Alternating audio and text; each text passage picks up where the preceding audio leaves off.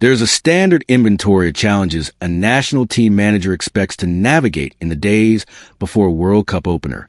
Squad fitness, formation decisions, managing player psychology across a group that has been in close proximity for weeks, fielding press conference questions about opponents and tactics. Thomas Tuchel has operated at the highest levels of club football for more than a decade. Champions League winner, manager of Chelsea, Paris Saint-Germain, Bayern Munich. A man who has handled dressing room crises, boardroom conflicts, and tactical emergencies that would have ended the careers of less experienced coaches. He arrived in Kansas City, Missouri, with England having completed their pre-tournament preparation in West Palm Beach, Florida. With their opening group match against Croatia scheduled for June 17th in Dallas, and with a squad containing players of genuine world-class quality, what he was not prepared to manage was a police investigation.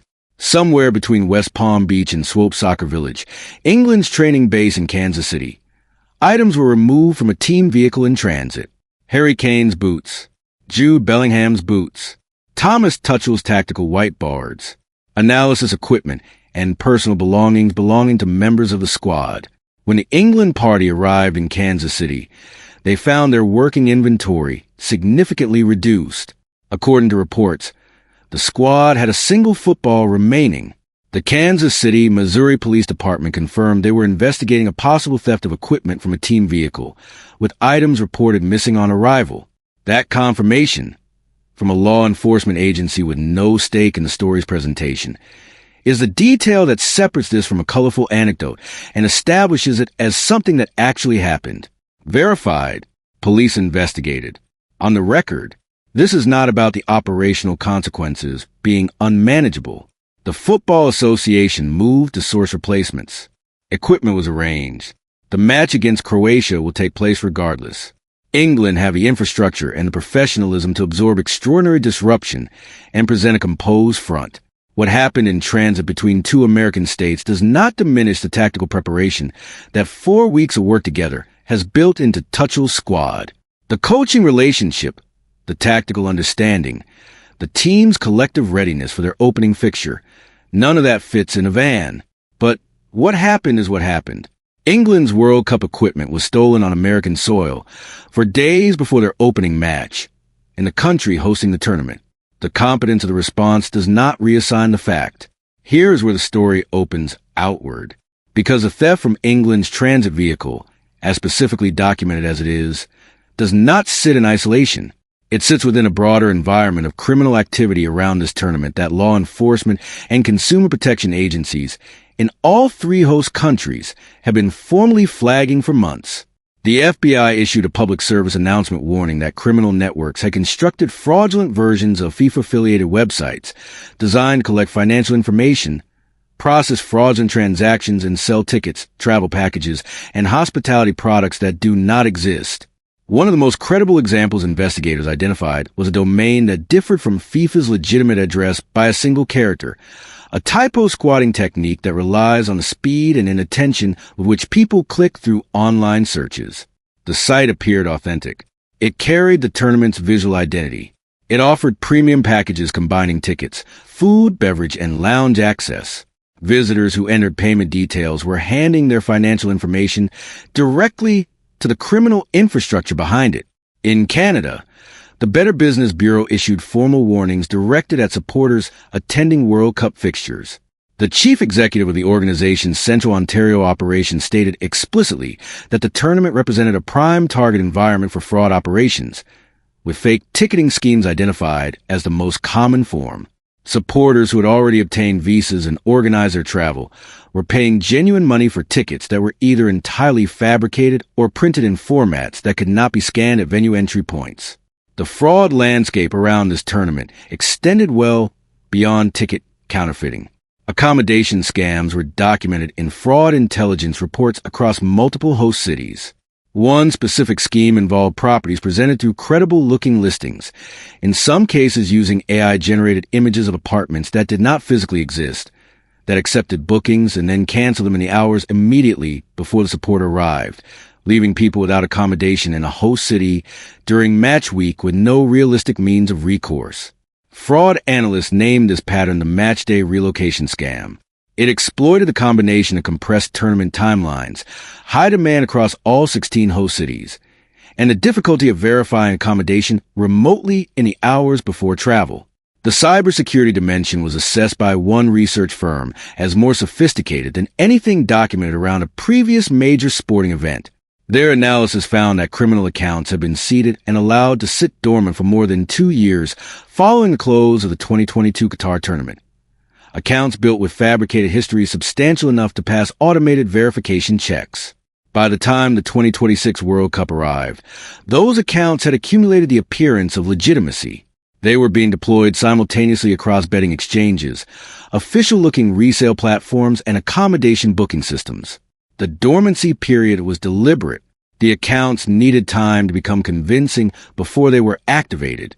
Put that picture together with what England discovered in Kansas City, and a coherent shape emerges. The 2026 World Cup, by the scale of its expanded format, its commercial footprint, its distribution across 3 countries and 16 cities, and the global visibility that makes it the most watched recurring sporting event on the planet, has generated a density of criminal opportunity that no previous edition of the competition has faced. The FBI warning was not precautionary language.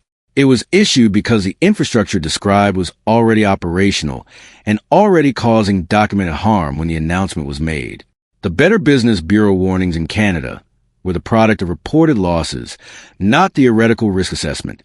The 2-year dormancy strategy in the cybersecurity research was reconstructed from monitoring data on actual accounts operating in actual markets. Consider what this means for an ordinary England supporter who made a decision to attend a match in Dallas.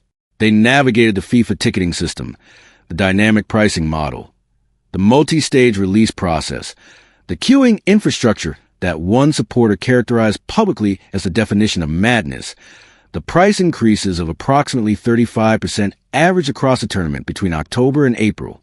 They arranged transatlantic travel to the United States. They obtained the necessary documentation.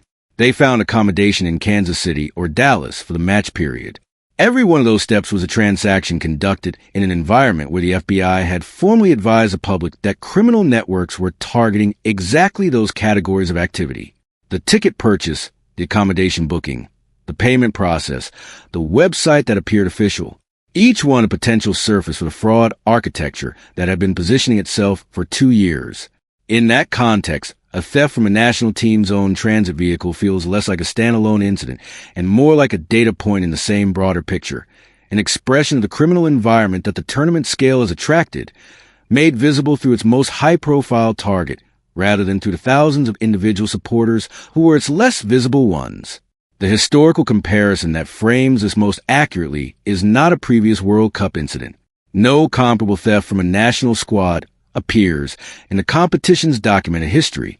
The comparison is with the pattern that emerges whenever a major international event concentrates commercial value, high-volume transactions, and large numbers of foreign visitors in a defined geography over a compressed time frame. The Olympic Games face it. American football's Super Bowl faces a version of it at smaller scale every year. The 2026 World Cup, with 48 participating nations, 16 host cities, 3 countries, and audience of billions, has generated those conditions at a scale the sport has not previously encountered. The FBI understood this. The Better Business Bureau understood it. The cybersecurity researchers who monitored the 2-year criminal preparation understood it. The criminal networks who spent those 2 years building credible fraud infrastructure understood it. England will be in Dallas on June 17th.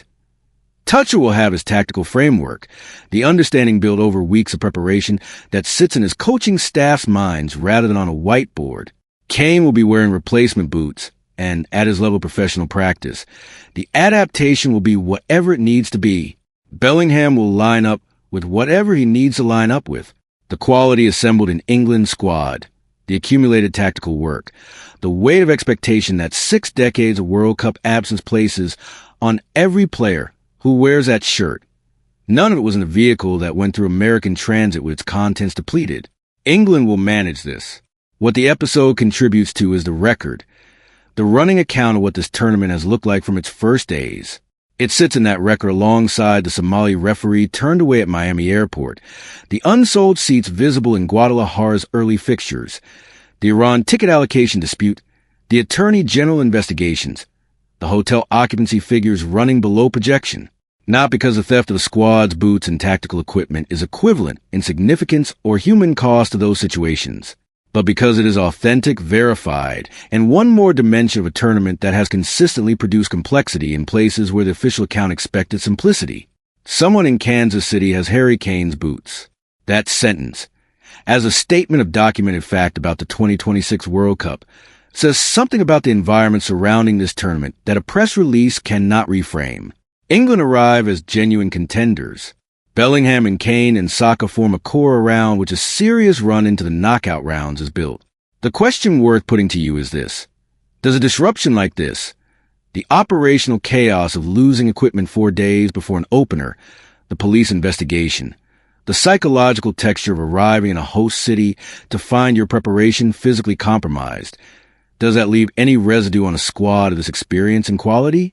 Or is the act of absorbing exactly this kind of adversity, professionally and without visible reaction, part of what it means to be genuinely ready for a World Cup?